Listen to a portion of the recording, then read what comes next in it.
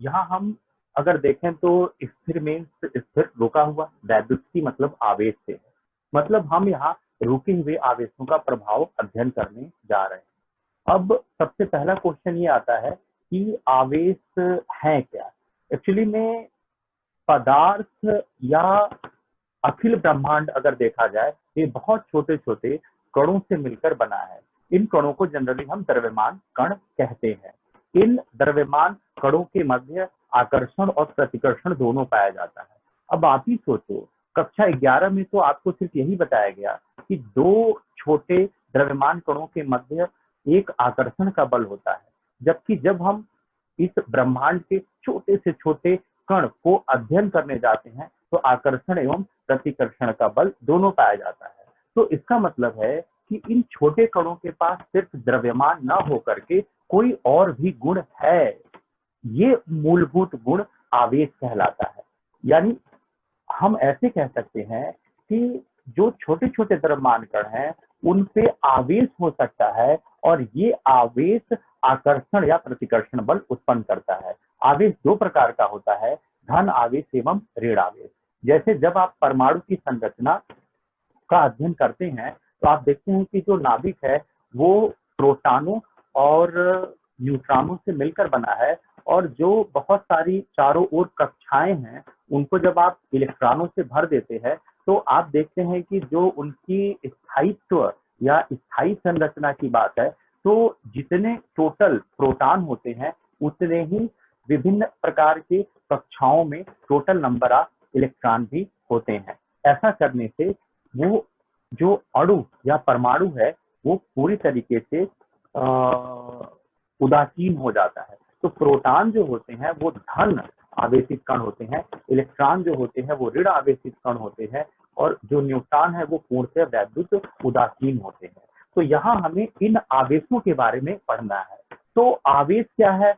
ये बहुत छोटे छोटे कण हैं, इनके मध्य प्रबल आकर्षण एवं प्रतिकर्षण का बल है, इन्हें हम आवेश कह रहे हैं। ये आवेश द्रव्यमान रख रहे हैं। एक्चुअली में पूरे ब्रह्मांड को अगर हम एक्सप्लेन करना चाहते हैं अर्थात व्याख्या करना चाहते हैं तो हमें यह मानना पड़ता है कि पूरा ब्रह्मांड छोटे छोटे कणों से मिलकर बना है जिनके पास द्रव्यमान है एवं एक निश्चित मात्रा का आवेश है। आवेश की जो निश्चित न्यूनतम मात्रा है उसको हम क्वांटा कहते हैं या उसको हम परमाणुकता कहते हैं। यानी मिनिमम वैल्यू ऑफ चार्ज जो है, मिनिमम न्यूनतम जो मान है आवेशों का वो 1.6 इंटू 10⁻⁻19 कूलाम का है। ऐसा नहीं है कि हम यहाँ डायरेक्ट लिख दे रहे हैं। आगे मिल्टन का तेलीय बूंदों का प्रयोग एक छोटा सा टॉपिक है, वहां आपको ये कैलकुलेट करने पर मीन्स अगर आप कैलकुलेट करेंगे तो आपको ये वापस मिलेगा, ये वैल्यू देखेंगे। फिलहाल इसको कहते हैं the minimum value of charge, means आवेश की न्यूनतम मात्रा या आवेश की परमाणुकता। इसको 1e से हम शो करते हैं या निरूपित करते हैं। अब अगर आप इलेक्ट्रॉन कहें तो इलेक्ट्रॉन को हम सिंबॉलिकली या कह लीजिए सूचक अवस्था में इस तरीके से लिख सकते हैं। प्रोटॉन को हम ऐसे लिख सकते हैं, न्यूट्रॉन को हम ऐसे लिख सकते हैं। तो इलेक्ट्रॉनों पर जो आवेश की मात्रा है वो -1e का होता है, जबकि e की वैल्यू आपको 1.6 इंटू 10⁻⁻19 कूलाम का लेना है। प्रोटॉन पर जो चार्ज होता है वो +1e का होता है। अब आपके पास समान आवेशित और विपरीत आवेशित का कॉन्सेप्ट आता है। जैसे अगर हम दो कण उठाएं, दोनों पर प्लस प्लस है तो इनके मध्य एक प्रबल प्रतिकर्षण का बल कार्य करेगा। अगर एक प्लस एक माइनस है तो इनके मध्य एक आकर्षण का बल कार्य करेगा। द्रव्यमानों का जो आकर्षण आता है उसकी तुलना में ये आकर्षण प्रतिकर्षण बहुत ज्यादा है। तो ये जो आकर्षण प्रतिकर्षण है ये द्रव्यमानों की वजह से नहीं है, आवेशों की वजह से है। आवेश आप मान सकते हैं कि पूरा अखिल ब्रह्मांड छोटे छोटे कणों से मिलकर बना है। इन कणों के पास आवेश और द्रव्यमान होते हैं। द्रव्यमान संबंधित गुण आप कक्षा 11 में पढ़ते हैं और आवेश से संबंधित गुण आप कक्षा 12 में पढ़ते हैं। जब ये आवेश रुकते हैं अंडर सम कंडीशन, ये आवेश रुकते हैं कुछ शर्तों के अधीन तो अणु परमाणु का निर्माण करते हैं। जो रुके हुए चार्ज हैं अर्थात आवेश है, उनका अध्ययन हम यहाँ करते हैं इस टॉपिक में, इसीलिए इसका नाम पड़ा स्थिर वैद्युतिकी। अगर ये आवेश चल रहे हैं तो इनको वैद्युतिकी कहते हैं, या आप इनको करंट धारा वैद्युत धारा कहते हैं। और धारा जहां होती है वहां चुंबकीय प्रभाव उत्पन्न होता है। तो इसी के अनुरूप आपके सिलेबस में आगे के जो पाठ रखे गए हैं वो इन गतिमान आवेशों की वजह से होंगे। यानी पहला है आवेश जब स्थिर हो तो अणु परमाणु की संरचना अर्थात विभिन्न प्रकार के पदार्थों की संरचना में इन्वॉल्व होंगे, और जब ये गतिमान होंगे तो वैद्युत धारा उत्पन्न करेंगे, उस वैद्युत धारा से चुंबकीय प्रभाव उत्पन्न होगा। इसीलिए जब अगला चैप्टर पढ़ते हैं तो वो है वैद्युतिकी या वैद्युत धारा, और उसका अगला चैप्टर या पाठ पढ़ते हैं तो वो है चुंबकत्व। चुंबकत्व का मतलब होता है रनिंग चार्जेस।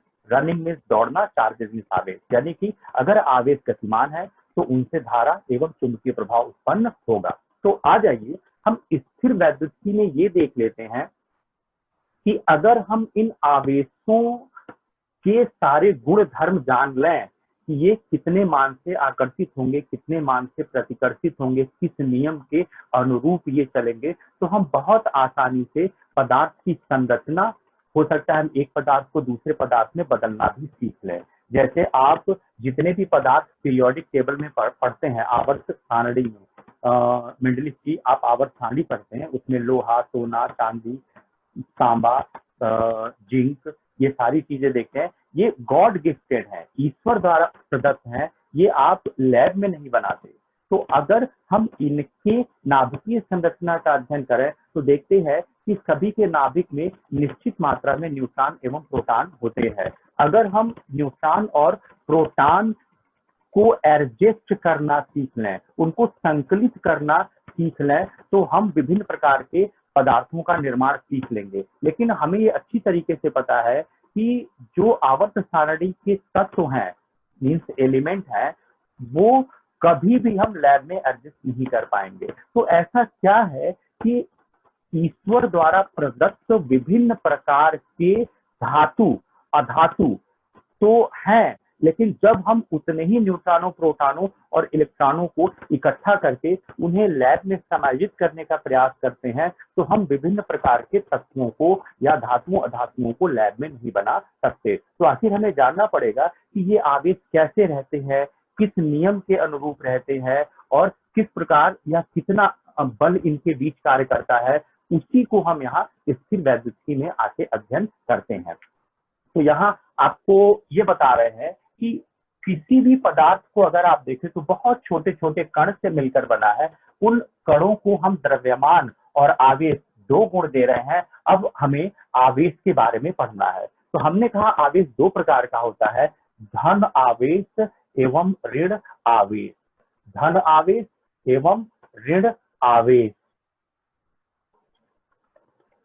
अगर हम धन आवेश की बात करें तो आपको पता है प्रोटॉन, और अगर आप ऋण आवेश की बात करें तो आपको पता है इलेक्ट्रॉन, और उदासीन की बात करें तो आपको पता है न्यूट्रॉन। प्रोटॉन पर आप धन 1 ई का चार्ज लेते हैं, इलेक्ट्रॉन पर आप -1 ई का चार्ज लेते हैं, और आप न्यूट्रॉन पे 0 ई का चार्ज मतलब आवेश लेते हैं। अब अगर इतनी बातें क्लियर हैं तो हमें देखना है इलेक्ट्रॉन सिद्धांत। इलेक्ट्रॉन सिद्धांत से पहले एक शब्द आएगा, उसकी व्याख्या कर लेते हैं, और वो शब्द है वैद्युतीकरण, इलेक्ट्रिफिकेशन। वैद्युतीकरण। अगर आप देखें पदार्थ को, जैसे मैं एल्यूमिनिया कह देता, एल्यूमिनियम, तो आपको पता है 13Al27, मतलब एल्यूमिनियम का परमाणु क्रमांक 13 है, परमाणु भार 27 है। अगर आप इसकी नाभिकीय संरचना में जाएं तो आपको मिलेगा 13 प्रोटॉन मिलेगा, 27 - 13 यानी 14 न्यूट्रॉन मिलेगा, और विभिन्न कक्षाओं में गतिमान इलेक्ट्रॉन मिलेंगे। आप इन कक्षाओं में इलेक्ट्रॉन का भरना केमिस्ट्री, रसायन विज्ञान में सीखते हैं। अगर मैं भरूं तो ये हो जाएगा 2, 8 और 3, पहली कक्षा में 2 इलेक्ट्रॉन, दूसरी कक्षा में 8 इलेक्ट्रॉन, तीसरी कक्षा में 3 इलेक्ट्रॉन। अब नाभिक पर टोटल आवेश कितना हो जाएगा?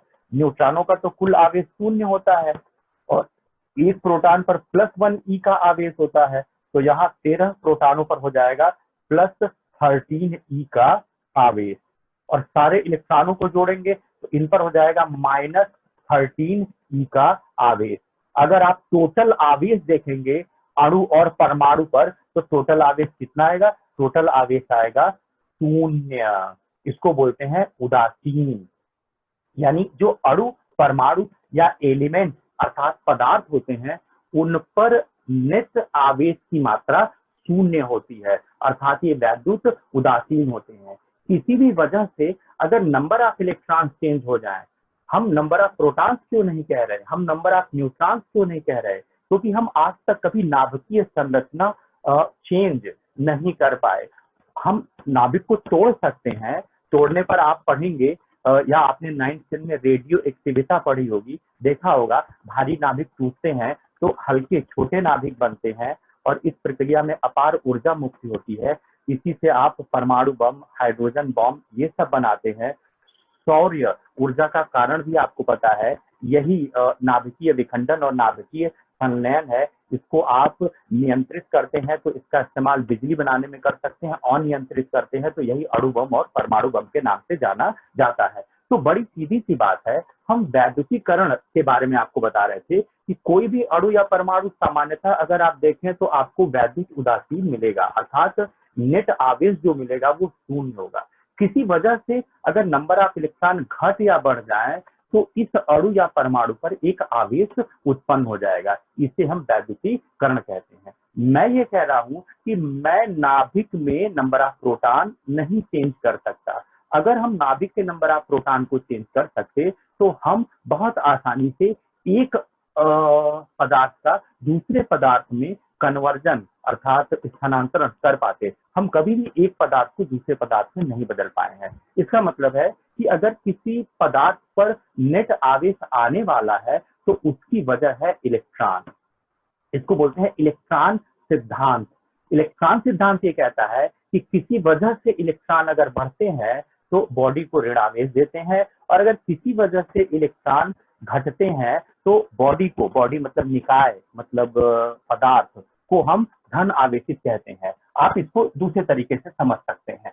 आप ऐसे समझिए कि अगर हमारे पास क्लोरीन है, क्लोरीन केमिस्ट्री वाला क्लोरीन Cl, तो आपको पता है आप लिखते हैं क्लोरीन के लिए आप लिखते हैं कि इसके बाहर की कक्षाओं में 7, सबसे बाहर की कक्षाओं में 17 आता है ना, 17 आता है ना परमाणु क्रमांक। 17 का मतलब क्या?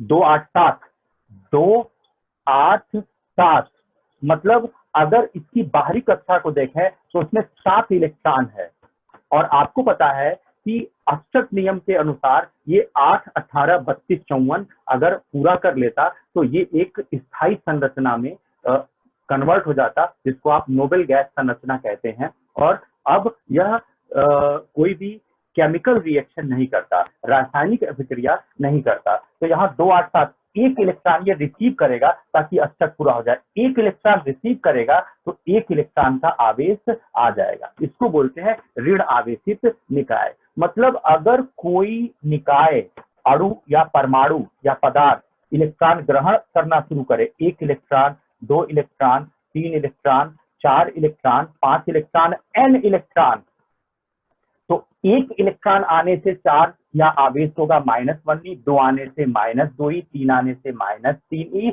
n electrons are coming, n electrons आ रहे हैं, तो जो इस पर आवेश की मात्रा होगी वो हो जाएगी -ne।